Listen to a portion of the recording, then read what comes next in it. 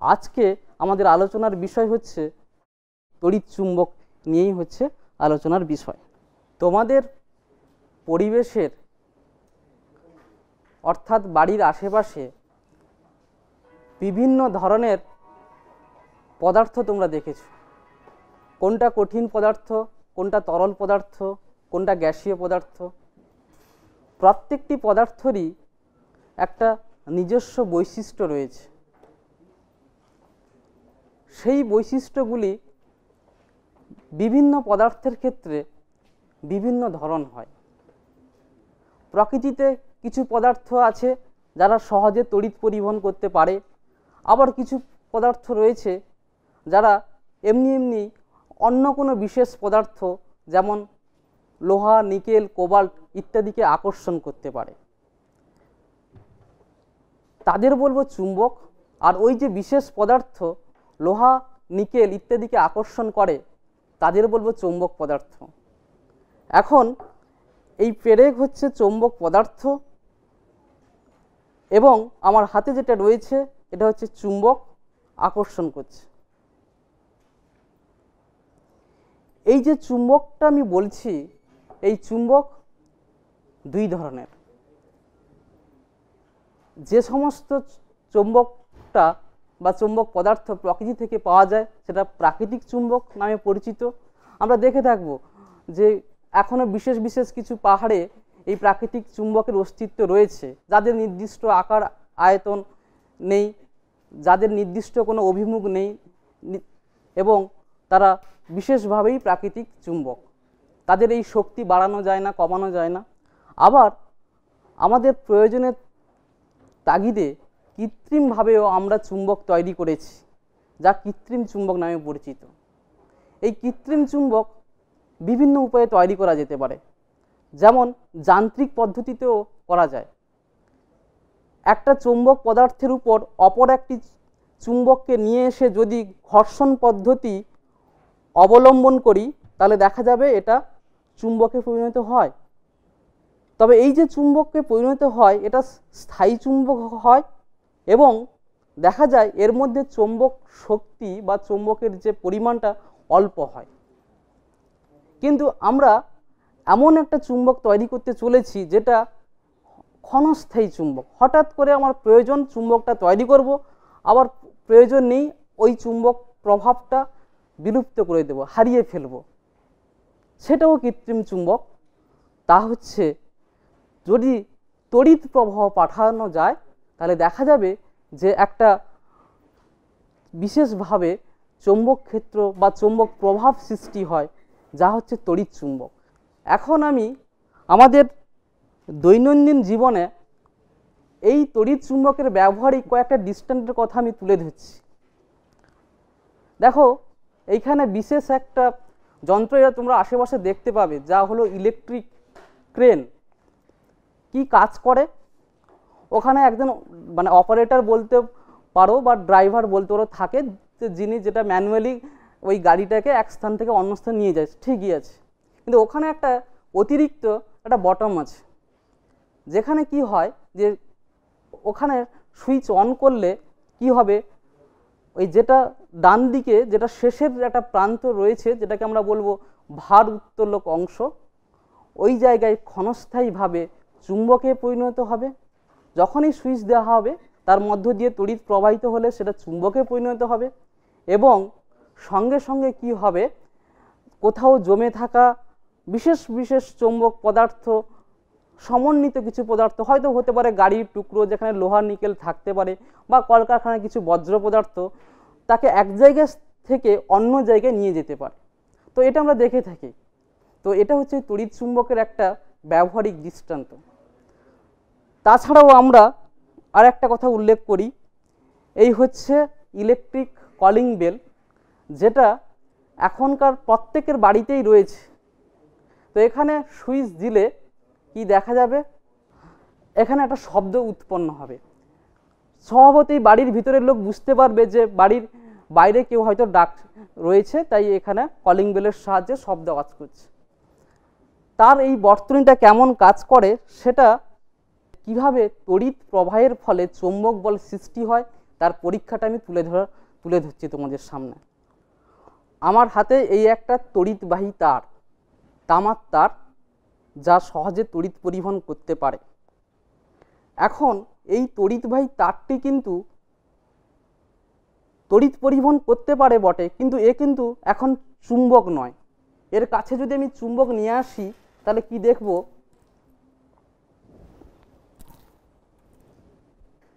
কোনোভাবেই এর দ্বারা আকৃষ্ট হচ্ছে না। সেটা হয়তো আমি বুঝতে পারছি, তোমরা বুঝতে পারছো না।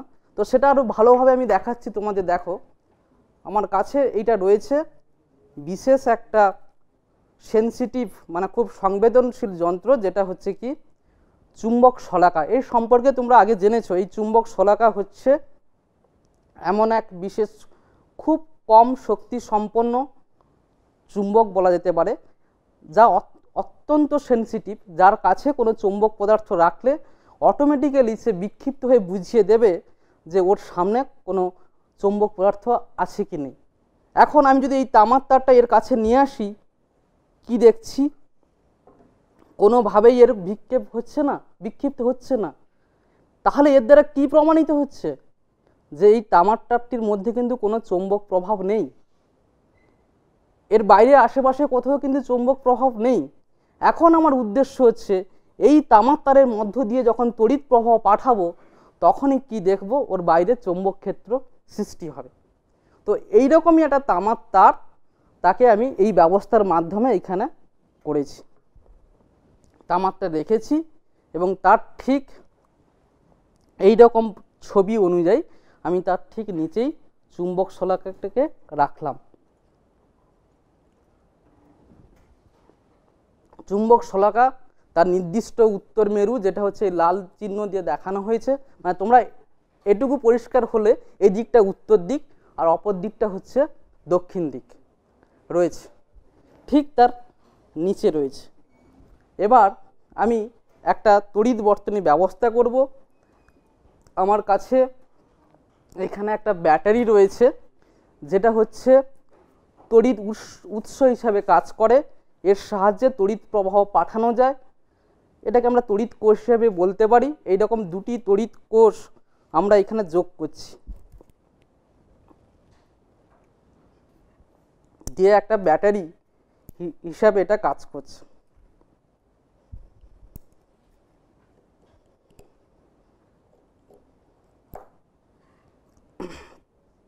এর দুদিকে দুটো প্রান্ত রয়েছে।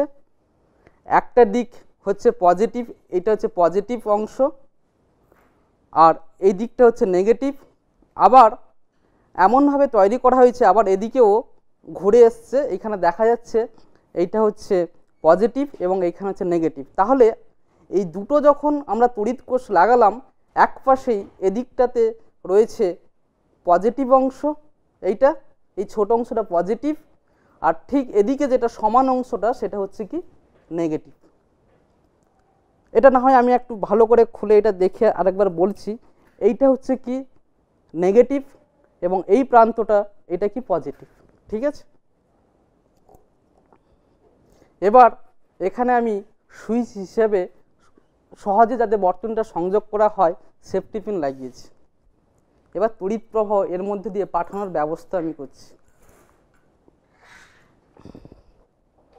তাহলে এখন কি দেখতে পাচ্ছি, এই মুহূর্তে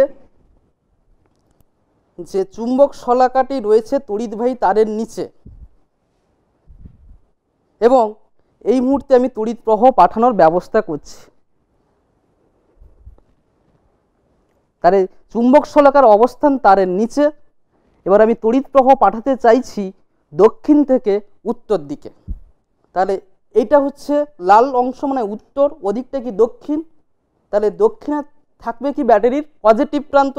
তাহলে এই পজিটিভ বলতে আমরা এইটা বলেছি, তাই পজিটিভটা আমি এর সঙ্গে যোগ করছি।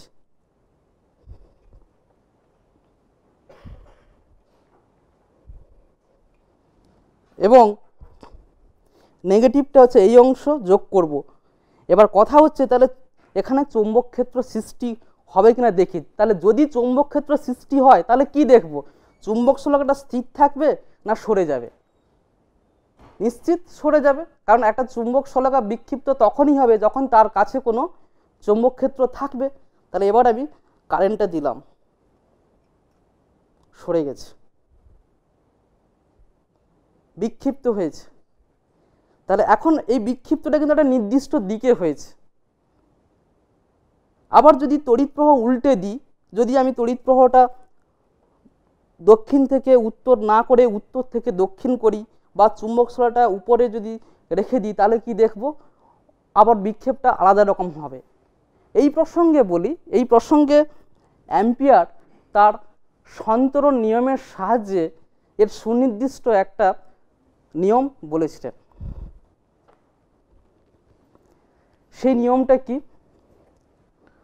কোনো ব্যক্তি যদি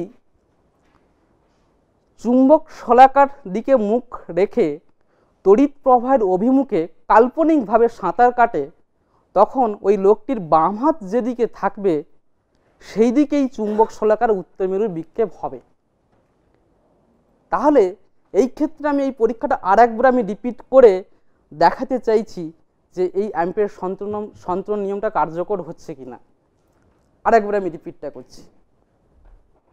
তড়িৎ প্রবাহ, আগে বলি, চুম্বক শলাকা রয়েছে, তারের নিচে তড়িৎ প্রবাহ আসবে দক্ষিণ থেকে উত্তর দিকে।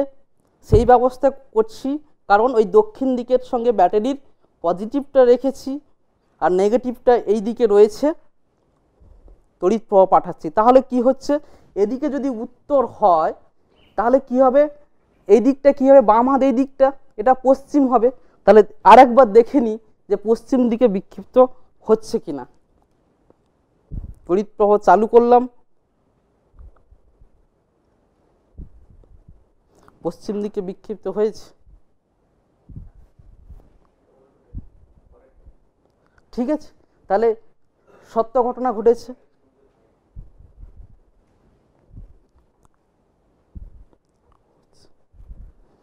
ঠিক আছে, জাস্ট প্রথম ডিফ্লেকশনটা হবে, তারপর আবার একটু ও জার্ডের জন্য চলে আসবে।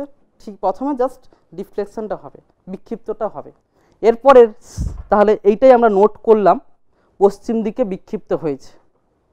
এবার কি করছি, তড়িৎ প্রবাহটা উল্টো করছি উত্তর থেকে দক্ষিণ, তখন দেখছি কি হয়,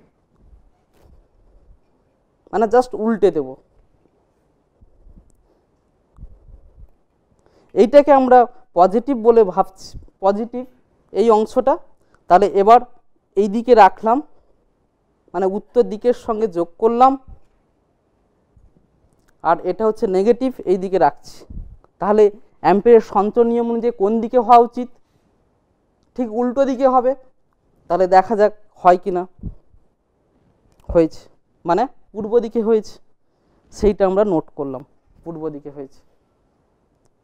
এবার কি করছি, এই পরীক্ষাটাকে আরও ভালোভাবে সম্পন্ন করার জন্য ঠিক এই চুম্বক শলাকাটি তারের উপরে রাখছি।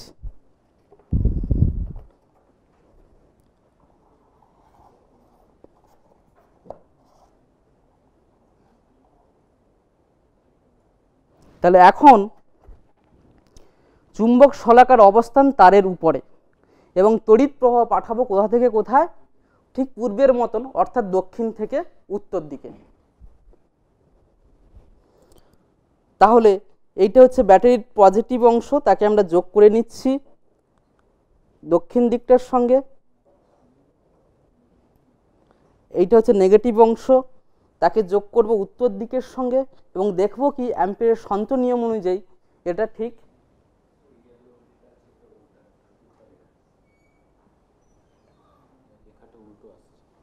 না। ওটা লেখা কোনো ফ্যাক্টর না। আচ্ছা আচ্ছা আচ্ছা, লেখাটা একটু বুঝিয়ে দিচ্ছি।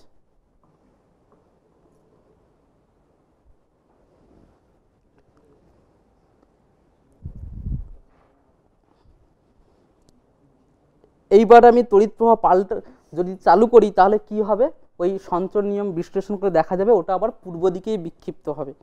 যেহেতু চুম্বক শলাকার অবস্থান পরিবর্তন হয়েছে, পূর্ব দিকে বিক্ষিপ্ত হলো, সেটা আমরা নোট করলাম, পূর্ব দিকে বিক্ষিপ্ত হয়েছে। এটা নোট করলাম। ঠিক আছে, এবার আবার তড়িৎ প্রবাহটা উল্টে দিচ্ছি, অর্থাৎ এরপরে করছি উত্তর থেকে দক্ষিণ।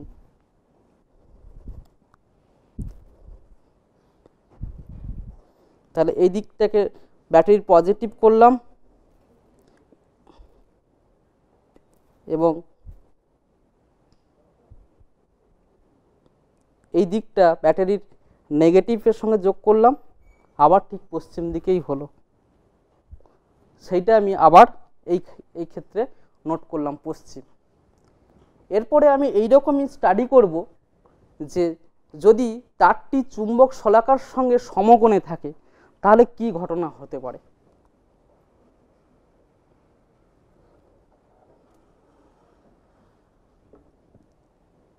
তাহলে কি ঘটনা হতে পারে, এই অবস্থায় আমি তড়িৎ প্রবাহ পাঠাবো।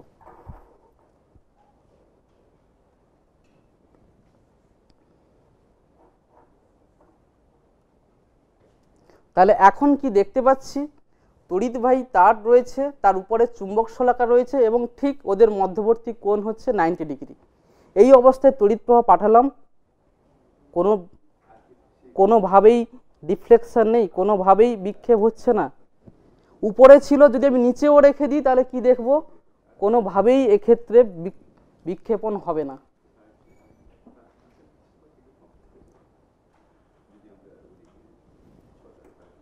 নিচে রেখে আরেকবার এটা করছি, চালু করছি। এটা এখন স্থির হয়ে আছে মোটামুটি, চুম্বক শলাকা রয়েছে তারের নিচে, তড়িৎ প্রবাহ চালু করলাম, কোনো বিক্ষেপ হচ্ছে না। তাহলে এইটা ব্যাপারটা যে কোনো দিকে যদি আমরা তড়িৎ প্রবাহ পাঠাই কোনো বিক্ষেপ হয় না, এই ব্যাপারটা আমরা নোট করলাম। তাহলে এটা স্পষ্ট হলো যে কোনো তড়িৎবাহী তার যখন তড়িৎ পরিবহন করে ঠিক তার বাইরে একটা চৌম্বক প্রভাব সৃষ্টি করে, সেই চৌম্বক প্রভাবে মধ্যে যদি কোনো একটা চৌম্বক ক্ষেত্র সৃষ্টি হয়, তাই সে একটা বল অনুভব করে। ঠিক আছে, এরপরে আমি আসছি তড়িৎ চুম্বক বর্তনী, কিভাবে চৌম্বক প্রভাব সৃষ্টি হয়ে তড়িৎ চুম্বক সৃষ্টি করা যায়, সেটা নিয়েই আমি আলোচনায় আসছি। তো সেক্ষেত্রে কি করব, যে সেক্ষেত্রে আমরা বিশেষ একটা পদার্থ, আমি আগেও বলেছি বিশেষ পদার্থ বলতে চৌম্বক পদার্থ লোহা হতে পারে, নিকেল হতে পারে, কোবাল্ট হতে পারে, তার উপরে তড়িৎ পরিবহন করতে পারে এই রকম একটা তার কয়েক পাকের এরকম এর উপরে কুণ্ডলীকৃত করতে চাইছি আমি। তো এইরকম করে আগে থেকেই আমি কুণ্ডলীকৃত রেখেছি, এরকম একটা আমি সেটাই দেখাচ্ছি, না হলে এখন আমাকে 200টা কুণ্ডলী করতে গেলে অনেক সময় চলে যাবে, তাই একটা কুণ্ডলীকৃত করে রেখেছি, এরকম একটা ব্যাপারটা আমি দেখাতে চাইছি এখানে। এবার আমার উদ্দেশ্য হচ্ছে এর ভিতর দিয়ে তড়িৎ প্রবাহ পাঠাবো। এখন আমি বলি যে এই যে তামার তার, আগেও বলে দিয়েছি এটা কিন্তু চুম্বক নয়। এই লোহার পেরেক এটা কি, এটা হচ্ছে চৌম্বক পদার্থ, এটা কিন্তু চুম্বক নয়। তাই এর কাছে যদি আমি একটা অন্য একটা যদি লোহার আলফিন নিয়ে আসি, কি দেখব, আকর্ষিত হচ্ছে না, কারণ এটা তো চৌম্বক পদার্থ, চৌম্বক পদার্থ তো আকর্ষণ করতে পারে না, সে যখনই চুম্বকে পরিণত হবে তখনই আকর্ষণ করবে। এবার আমার উদ্দেশ্য হচ্ছে এই লোহার প্রেরকটিকে চুম্বকে পরিণত করব, আগেও বলেছি তড়িৎ প্রবাহ পাঠিয়ে, সেই ব্যবস্থাপনাটা এখন আমি রাখছি।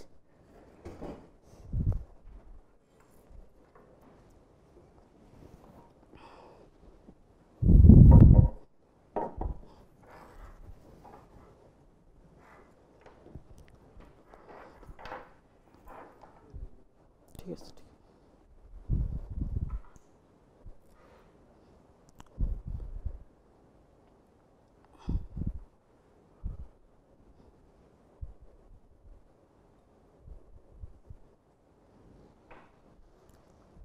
তাহলে লোহার প্রেরকের উপর কয়েক পাকের প্রায় 200 মতন হবে পাকের একটা কুণ্ডলী রাখা হয়েছে, এবার এর ভিতর দিয়ে তড়িৎ প্রবাহ পাঠাবো। প্রথমে আমরা দেখলাম যে এটা লোহার প্রেরককে আকর্ষণ করছে না। এবার এই পরীক্ষা করতে গেলে একটা আমি সারণীর কথা উল্লেখ করি, যেটাকে আমি রেডি করে নিয়ে এসেছি, সেটা এখন করতে চলেছি। প্রথমে আমরা এই পর্যবেক্ষণটা করব।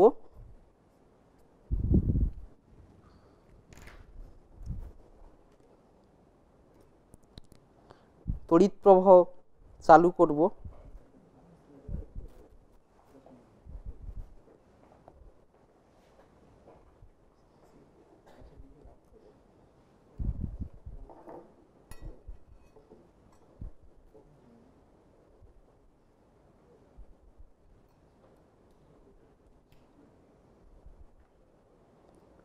এবার দেখি যে লোহার প্রেরককেও আকর্ষণ করছে কিনা। নিয়ে গেলাম এর কাছে, এখন কিন্তু ঝুলে আছে, মানে এটা চুম্বকে পরিণত হয়েছে। ঝুলে আছে, এর নিচে আরও একটা ঝুলে আছে। তাহলে এখন সুইচের অবস্থায় কি হিসেবে রয়েছে? চালু রয়েছে। আলপিনটি কি করছে এখন? আলপিন ঝুলছে। কি কি দেখতে পাচ্ছ? কি দেখতে পাচ্ছ? কি দেখা যাচ্ছে? ঝুলছে। হ্যাঁ, সিদ্ধান্ত তাহলে কি হলো? এটা চুম্বকে পরিণত হয়েছে। তাহলে চুম্বকে পরিণত হয়েছে। এবার আমি সুইচটা অফ করে দিতে চলেছি।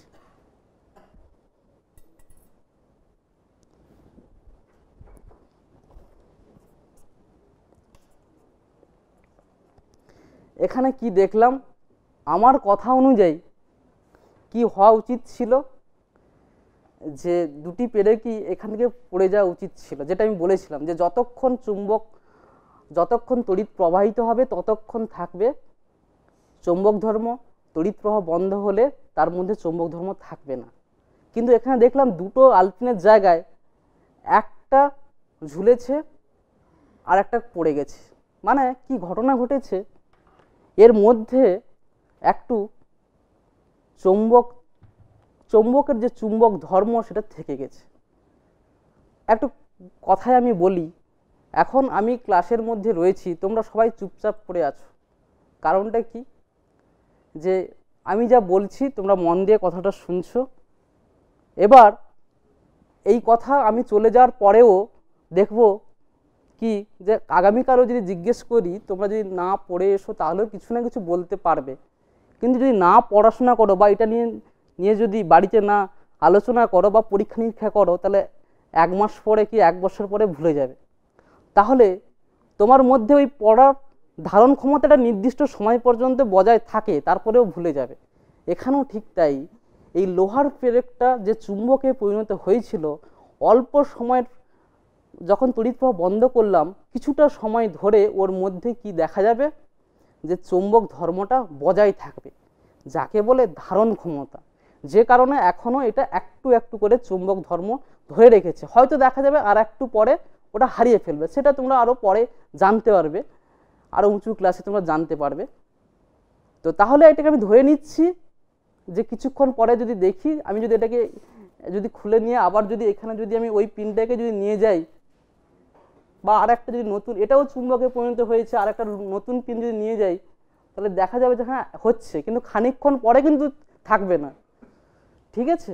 তাহলে আমরা বলে নিতে পারি যে এর মধ্যে আলপিন এর পরে হয়তো ঝুলবে না, অর্থাৎ তড়িৎ চুম্বক ধর্ম তার মধ্যে থাকবে না, চুম্বকত্ব সে হারিয়ে ফেলবে, আমি ধরে নিচ্ছি।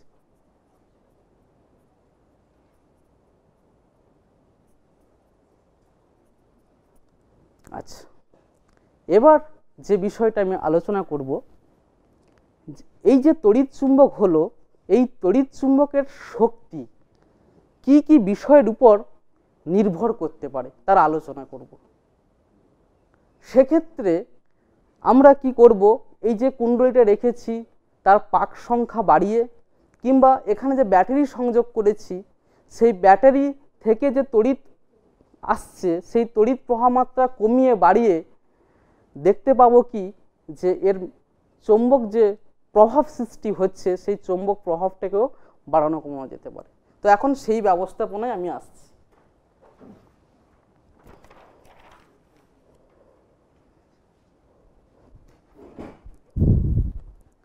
প্রথমে যে পরীক্ষাটা আমি সেটাই এখন রাখছি।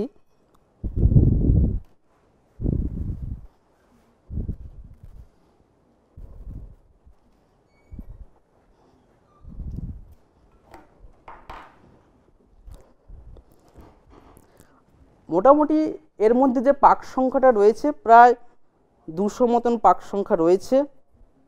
এখন আমি একটা ব্যাটারির মধ্য দিয়ে তড়িৎ প্রবাহ, একটি ব্যাটারি এখানে তড়িৎ উৎস হিসেবে কাজ করবে, তড়িৎ প্রবাহ পাঠাবো, দিয়ে দেখব কটা পিন ঝুলছে। প্রথমে একটা ব্যাটারি আছে, এবার তড়িৎ প্রবাহ আমি পাঠাচ্ছি।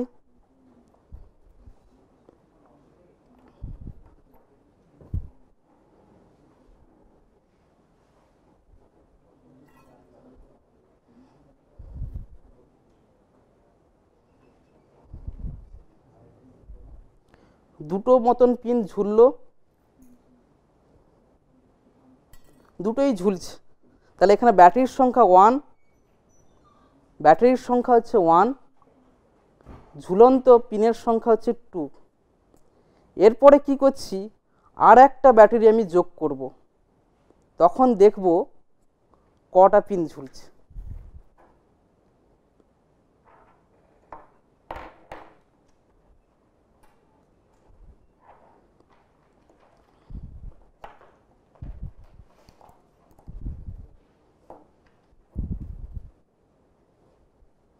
আমি আবার নতুন করে বর্তনীটা চালু করছি।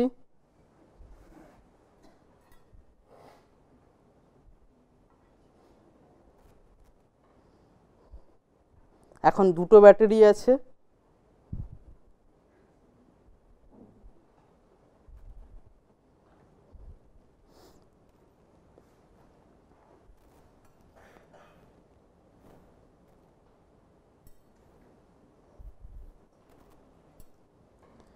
দেখা যাবে যে যদি আমাদের এই পিনগুলোর একটু ভারী হওয়ার জন্য অসুবিধে হচ্ছে, না হলে আরও পিন বেশি সংখ্যক ঝোলার কথা, ঝুলতো। তাহলে সেক্ষেত্রে পিনের সংখ্যা ঝুলন্ত এখন দেখা যাচ্ছে কি আগে পূর্বে যা ছিল এখন তার থেকে বেশি সংখ্যক পিন এই মুহূর্তে হয়তো হচ্ছে না, তো বেশি সংখ্যক পিন ঝুলবে। তার দ্বারা কি বুঝতে পারবো যে নিশ্চিত এখানে তড়িৎ প্রবাহ বেশি গেছে বলে কি হয়েছে যে চৌম্বকের যে শক্তি বা উৎপন্ন যে চৌম্বক প্রভাব সেটা বেশি হয়েছে। এবার কি করছি যে তাহলে এই ক্ষেত্রে আমি ধরে নিচ্ছি আর একটা বেশি সংখ্যক পিন ঝুলছে, 3টে হয়েছে। এবার কি করব, যে এই পাক সংখ্যাটাকে বাড়িয়ে 200-র জায়গায় আমি 300 রাখছি, তখন কি হবে সেই পরীক্ষাটাও আমি অবজারভেশন করছি। এখন এইটা আমি করব না, এইটা তোমরা কি করবে, এটা বাড়ির জন্য টাস্ক থাকলো। পাক সংখ্যা বাড়িয়ে নিয়ে বাড়ালে দেখবে তোমাদের এই ঝুলন্ত পিনের সংখ্যা বাড়ছে না কমছে। মোটামুটি আমরা কি দেখতে পাবো যে পাক সংখ্যা যদি বাড়ানো হয় তাহলে কি দেখব যে পিনের সংখ্যা বাড়ছে, অর্থাৎ উৎপন্ন চৌম্বক প্রভাব বা চৌম্বক যে একটা শক্তি সেটা বেড়ে চলেছে। তাহলে আমরা এই সিদ্ধান্ত গ্রহণ করতে পারি এইরকমই যে চুম্বকের শক্তি নির্ভর করবে 1 নম্বর প্রবাহ মাত্রার উপরে। আমরা ব্যাটারি যখন বেশি যোগ করেছি তখন প্রবাহ মাত্রা বৃদ্ধি পেয়েছে, তাহলে প্রবাহ মাত্রার উপর নির্ভর করে, এবং নির্ভর করবে কি পাক সংখ্যার উপরে, মানে কুণ্ডলিতে কতগুলি পাক সংযুক্ত করা হয়েছে সেই পাক সংখ্যার উপরেও নির্ভর করবে। আরও তোমাদের আমি সাজেস্ট করতে পারি, আমি এখানে লোহার পেরেক নিয়ে এটা করেছি, তোমরা যদি নিকেল বা কোবাল্ট নিয়ে যদি করো তাহলে দেখবে কি আলাদা রকম চৌম্বক শক্তি সেক্ষেত্রে বা আলাদা রকম চৌম্বক প্রভাব দেখা যাবে। আচ্ছা, এই হচ্ছে শেষ।